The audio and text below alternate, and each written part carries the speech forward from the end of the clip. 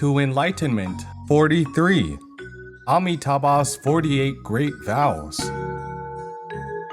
The uncultured potfixer attained rebirth in standing posture. In the past, Master Di Xian had a disciple who did not have his name known to the world. He fixed pots for a living, so the records call him potfixer. He was ordained as a monk, but did not receive the precepts.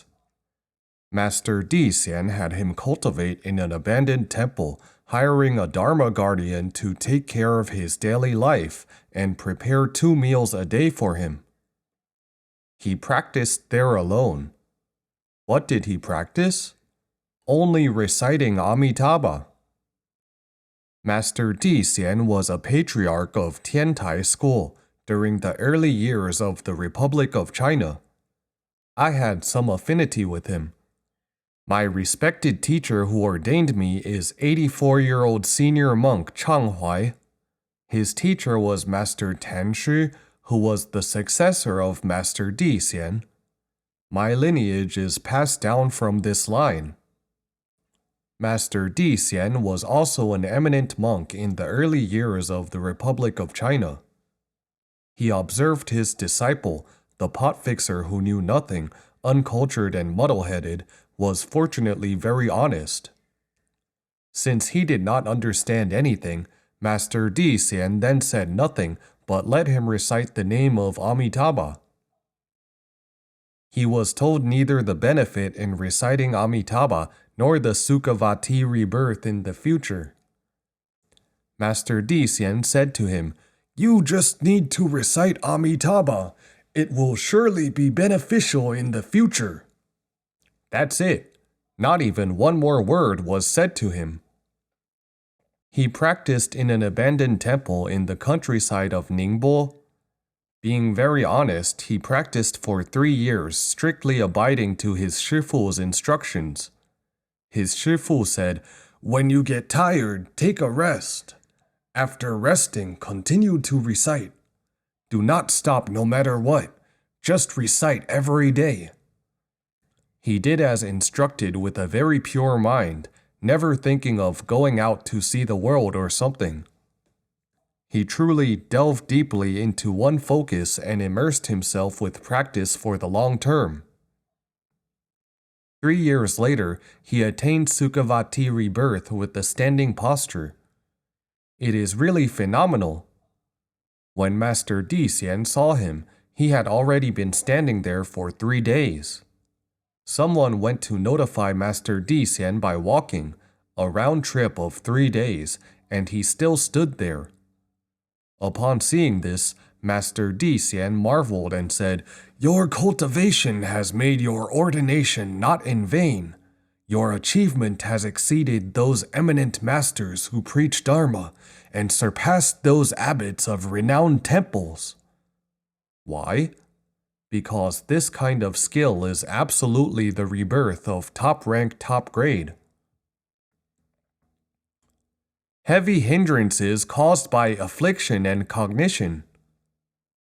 Attaining Sukhavati rebirth at ease with no suffering of physical illness, the good roots of this kind of person are extremely deep-seated. He basically was not clear about the benefit of reciting Amitabha and simply believed and rejoiced with utmost sincerity upon having heard of the name of Amitabha. He succeeded.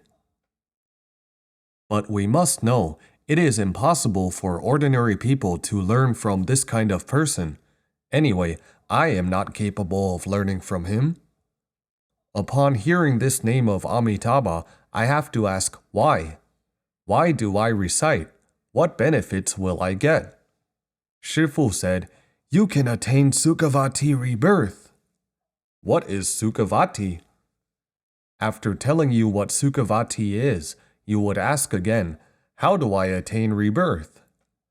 Bring forth Bodhicitta and specifically reciting Amitabha with one focus. What is Bodhicitta? You probe to the bottom no matter what. What is this? This is the karmic habit of intellectuals. People like me have no way to learn like the pot fixer. What can we do? Take the second route. He was truly straightforward and had neither wandering thoughts nor questions. Since we cannot be as honest and simple without questions as him, we must seriously learn sutra teachings to clear all questions until no more questions are left. Once there are no more questions, we will then believe and rejoice with utmost sincerity. So I can only take this route. This route is a little bit harder, not as convenient as the pot fixers. Yet in the past, laity Li-Bing-nan said, "Learning foolishness for my whole life, I still cannot make myself act the foolish way. Foolishness is impossible to learn." Do not regard those who are like the pot fixer as foolish ones. They seem to be very dull, yet we are really unable to be compared with them. It is incredible that they have no wandering thoughts.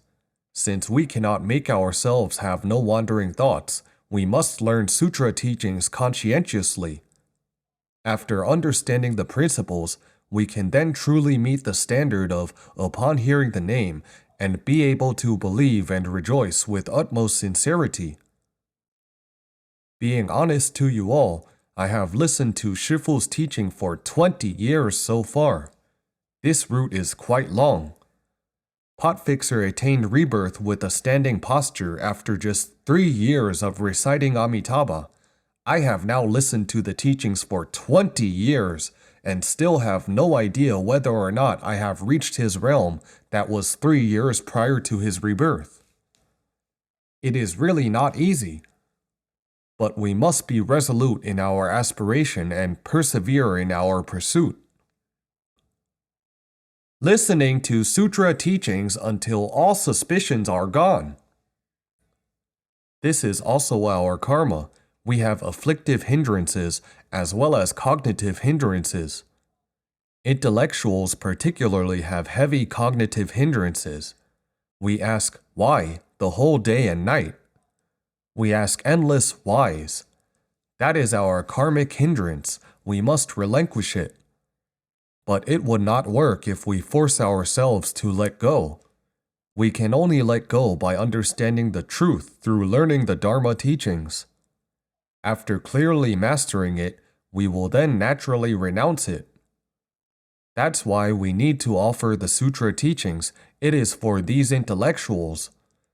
Those who are like the pot fixer do not need to listen to the sutra teachings, right?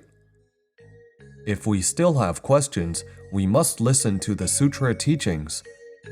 As long as we still have not believed and rejoiced with utmost sincerity, we must listen to the sutra teachings. We are truly grateful that our Shifu has expounded sutras unceasingly throughout his life. What is it for? It is to make those who are not honest become honest at last. Only if one becomes honest can he then believe and rejoice with utmost sincerity. Thanks for watching. See you later. Namo Amitabha.